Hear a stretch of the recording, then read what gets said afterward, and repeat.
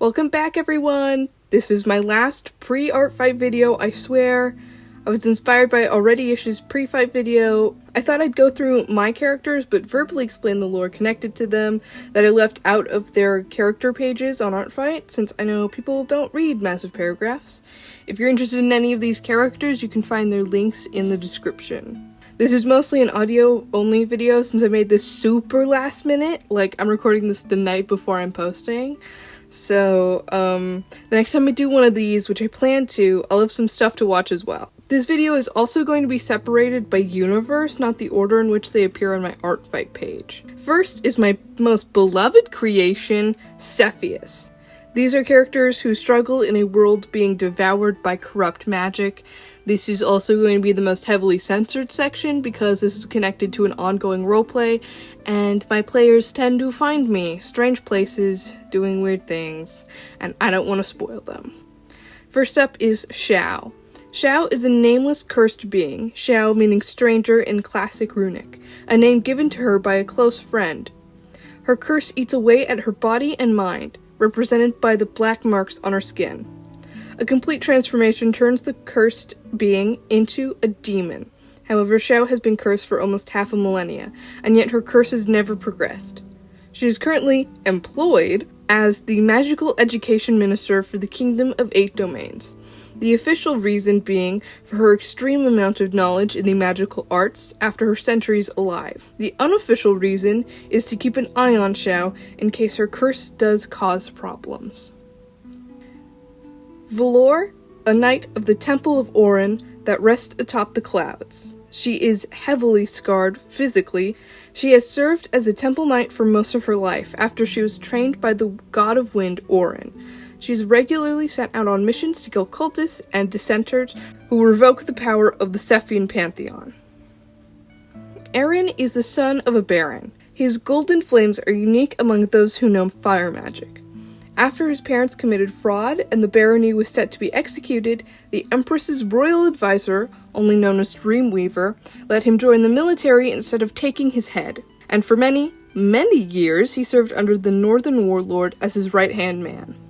As the adopted daughter of the Fairy King, her life has been threatened numerous times. The scars on her body reflect her mental wounds. She is half-elf, taller than her peers, and more adept at magic. Yet she has wings and is unable to fly. The Fairy King adopted her out of pity. She is the fourth heir to the throne. Her two older brothers and eldest sister did not welcome her fondly, seeing the king's pity as an advantage for her claim to the throne. However, after a long and arduous upbringing, she had won over her siblings and her nation, even if she had no intentions of becoming queen. Her aspirations end at becoming captain of the royal guard, since she's more interested in wielding her bow than wrangling the royal court. And that's it for all of my Cepheus characters. The next universe is Dungeon Outlet, the webcomic I'm working on. As an aspiring shop owner, Fenworth rigged her ranking to be the lowest, an E rank, so she could live peacefully in the countryside. Fenworth is originally American, but had to move to Europe after a gate opened and destroyed the United States. Fenworth's magical abilities come from the other deity of the dual god belief. Online best friend turned IRL storekeeper assistant to help Fenworth in their dreams is Brunhild. Brun ditched her family in what was once Germany to join her friend in the formerly British countryside. Brun was originally part of the Fairy Guild, a guild solely dedicated to search and rescue as well as healing. When and if I make another video on Dungeon Outlet, I'm definitely going to be telling more about their backstories, but that's all I have for now, considering their lore. And then there's one last universe. I'm going to try and keep this short and sweet because there's a lot to it. Mordecai is an amnesiac, only knowing his name. He wanders the world of Wisteria as he investigates the prophecy he clearly fits. He is the crown prince of demons, unbeknownst to him, the only son of the king, who was taken in the middle of the night soon after his birth. He was raised in secret by a dragon who sealed away his powers and who also took his memories, and then threw him out alone for unknown reasons. Mordecai collects his 7 advisors, each named after a deadly sin. He also has a lot of beef with humans, but it's mostly the humans' fault for pressing his buttons and meddling in his business. And I only have one of his advisors currently up on Artfight, and that is Tansy/Crocus.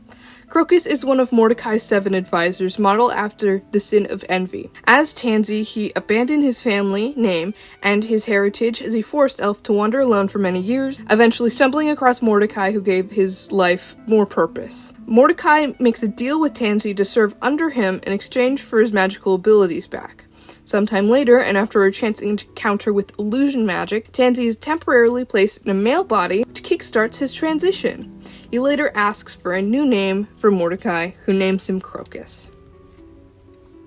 And that's it on that last universe. That one's called In the Chains and Shadows is the working title I have right now, and that is a webcomic I'm planning far off in the future, because there's a lot that's going into it.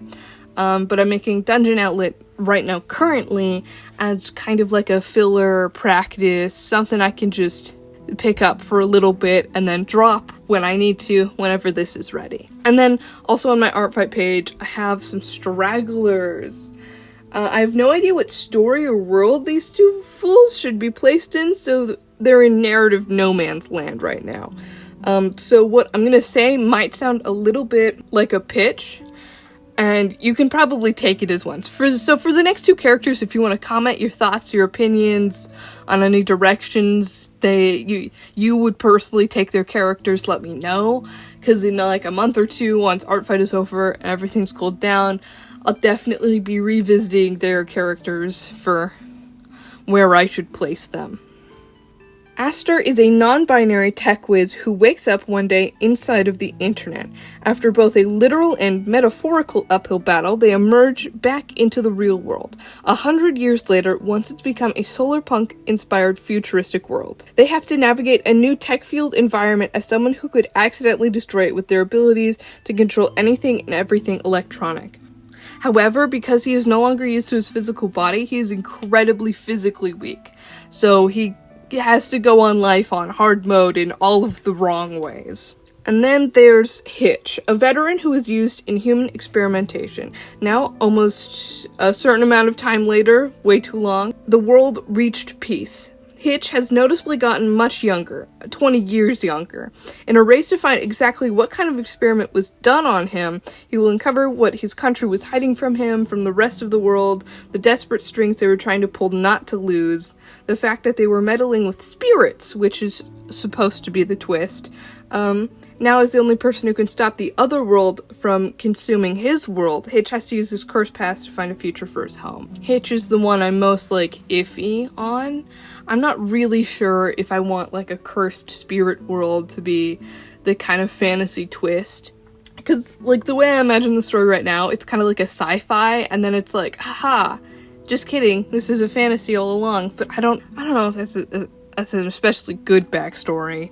But it is something I am heavily considering. And just a brief verbal synopsis of them, so if you're interested in any of them, you can find their character links in the description. Feel free to attack them. I'm trying to revenge everyone this year. Definitely going to be doing more lore videos later, but I don't think that's going to be a during Artfight kind of thing. So if you have any characters you're specifically interested in learning more about, let me know. I'll put that on the bucket list, and if it's any easy questions, I'll just answer them in the comments.